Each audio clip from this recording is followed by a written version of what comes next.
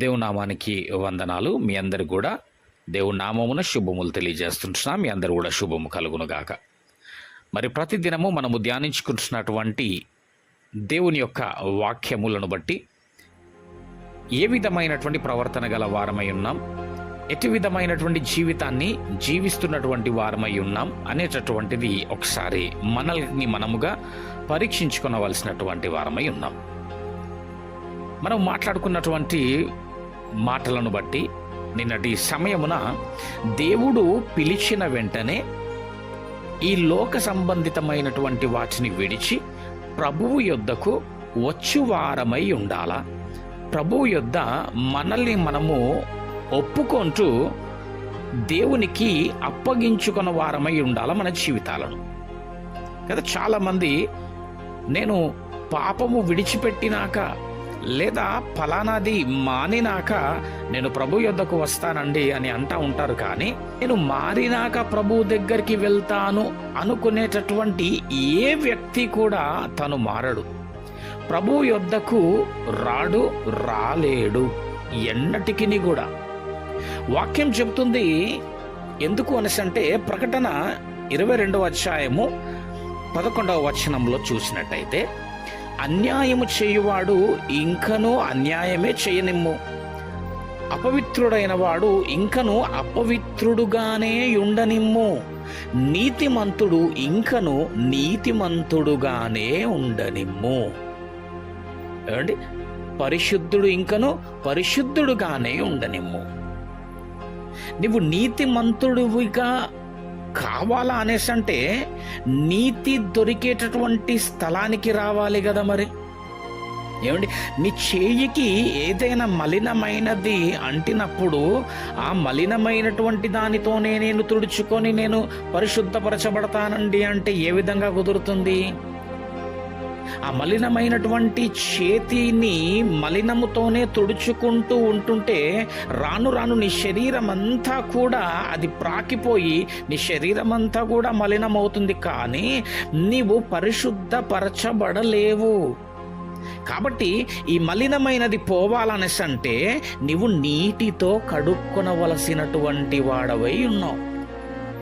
అట్లాగా నీవు పాపం అనేటటువంటి ఆ యొక్క ఊబిలో చిక్కుకున్నటువంటి నీవు, పాపం అనేటటువంటి మలినములో ఉన్నటువంటి నీవు, ఆ పాపమనే మలినము నీ నుంచి పోవాలా అనేసి అంటే నువ్వు ప్రభు అయినటువంటి యేసు క్రీస్తుల వారిని ఒప్పుకొనగలగాల, అంగీకరించగలగాల, ఆయనను ఆశ్రయించగలగాల. నువ్వు నీతిమంతుడవుగా కావాలనేసి అంటే ఆ నీతిమంతుడైనటువంటి యేసు యొద్దకు వస్తే ఆయన రక్తము వలన నీవు నీతిమంతుడవుగా తీర్చబడతావు. చూద్దాం ఒకసారి, రోమపత్రికకి వెళ్దాం ఒకసారి. 5వ అధ్యాయము, రోమపత్రిక 5వ అధ్యాయము ఒకసారి మనము గమనించుకుందాం. 8వ వచనమును చదవగా విందాం. అయితే దేవుడు మన ఎడల తన ప్రేమను వెల్లడిపరుచుచున్నాడు. ఏమండి, ఎట్లనగా మనమింకను పాపులమై ఉండగానే క్రీస్తు మన కొరకు చనిపోయెను. కాబట్టి ఏంటి? కాబట్టి నీవు పాపివై ఉన్నప్పుడు క్రీస్తు నీ కొరకు చనిపోయినాడు. కాబట్టి ఆయన మరణము వలన ఏమి జరిగినాది అనసంటే ఆయన నీ కొరకు చనిపోయినాడు. కాబట్టి ఆయన రక్తము వలన ఇప్పుడు నీతిమంతులముగా తీర్చబడి మరింత నిశ్చయముగా ఆయన ద్వారా ఉగ్రత నుండి రక్షింపబడుదుము. దేవునికి స్తోత్రం. కాబట్టి ఏంటంటే, నేను ఆ పాపమును విడిచిపెట్టి వస్తాను అని అదే పాపపు లోకములో నువ్వు తిరుగుతూ ఉంటుంటే ఆ పాపములో నువ్వు ఇంకా కూరుకుపోతానే ఉంటావు తప్ప పాపమును నువ్వు విడిచిపెట్టలేవు. పాపము నీ నుంచి పోయి పవిత్రుడుగా నీతిమంతుడుగా నువ్వు కావాలనేసి అంటే నీతిమంతుడైన యేసు యొద్దకు నువ్వు ఎప్పుడైతే వస్తావో, యేసును నువ్వు ఎప్పుడైతే అంగీకరిస్తావో, ఒప్పుకుంటావో, ఆయన నీ కొరకు కార్చిన ఆ రక్తము వలన నీవు నీతిమంతుడుగా అవుతావు తప్ప నీకు నీవుగా పాపమును వదిలిపెట్టుకొని నీతిమంతుడనై వస్తాను అనేసి అంటే కుదరదండి. కాబట్టి దేవుడు యొక్క మాటను అంగీకరించి ఆయన పిలుపును విన్నటువంటి నీవు, ఆయన వాక్యమును వింటున్నటువంటి నీవు ఆయనను ఆశ్రయించి ఒప్పుకొనగలగాల నీ తప్పిదములను. దేవుని నామానికి స్తోత్రములు. హల్లెలూయా.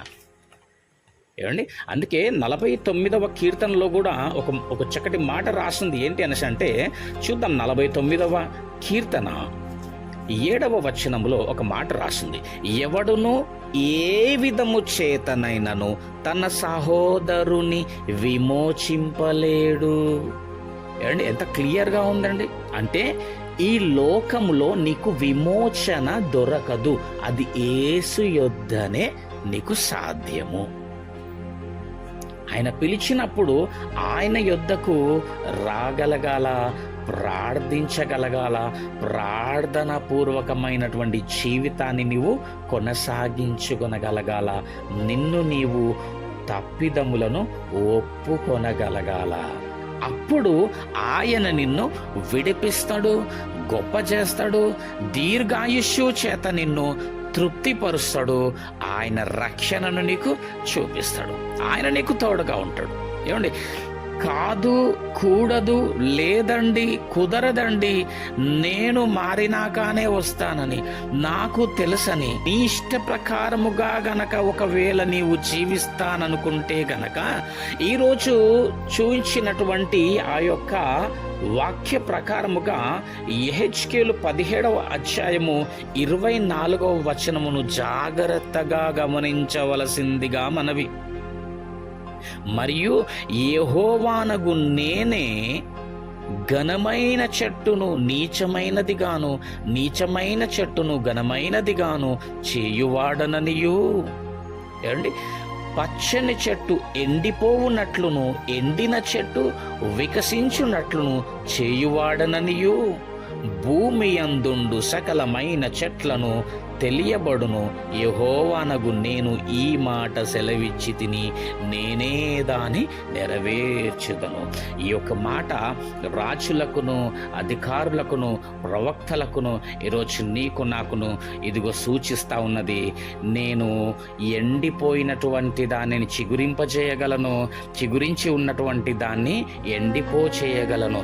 ఏమండి, ఈరోజు ఒకవేళ మనం అనుకుంటాం కావచ్చు, నాకేమి కొదవగా ఉందిలే, అంతా బాగానే ఉంది కదా, దినదినమైతే నడుస్తూ ఉంది కదా, కొదవైతే ఏమీ లేదు కదా, ప్రాబ్లం ఏమీ లేదు కదా, వచ్చినప్పుడు చూసుకుందాంలే, ఏమండి ఏదైనా కలిగినప్పుడు చూద్దాంలే అనేటటువంటి ఒకవేళ నిర్లక్ష్య వైఖరితో గనక ఒకవేళ ఉంటున్నామేమో, మన బలమును బట్టి, మన బలగమును బట్టి, మన ఉద్యోగమును బట్టి కావచ్చు, మనకున్నటువంటి ధనమును బట్టి కావచ్చు, ఏమండి ఒకవేళ మనము మన లోపల అతి విధమైనటువంటి ఆలోచన స్వభావం ఏదైనా ఉన్నదేమో, దేవుడు చెప్తున్నాడు, నేను ఎండిపోయిన దాన్ని చిగురింపజేయగలను, చిగురించి ఉన్నటువంటి దాన్ని ఎండిపో చేయగలను.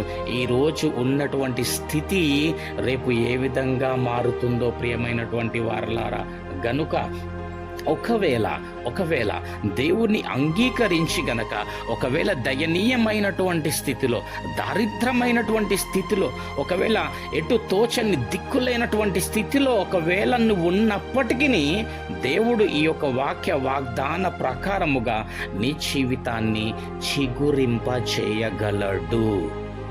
దేవునికి స్తోత్రం. దేవుని పైన ఆధారపడి ఉండు. ఎవరు ఉన్నా ఎవరు లేకున్నా కానీ దేవుడు మాత్రము నీకు తోడుగా ఉన్నటువంటి వాడు. ఎవరైతే యేసు ప్రభువుల వారిని కలిగి ఉంటారో వారు ఒంటరి కాదండి. ఆయన నీలో ఉన్నవాడు, నీలో నివసిస్తున్నటువంటి వాడు, ఆయన నిన్ను నివాస స్థలముగా చేసుకున్నటువంటి వాడు కదా. పాట పాడుతూ ఉంటాం, ఏమని? మోడు బారిన జీవితాలను చిగురింపజేయగలవు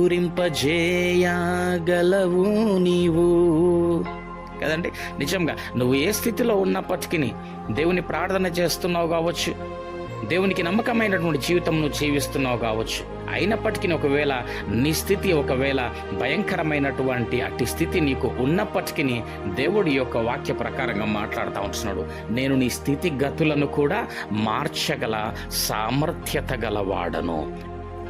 ఆలోచించుకో ప్రియమైనటువంటి దేవుని వారలారా, ఆలోచించుకో.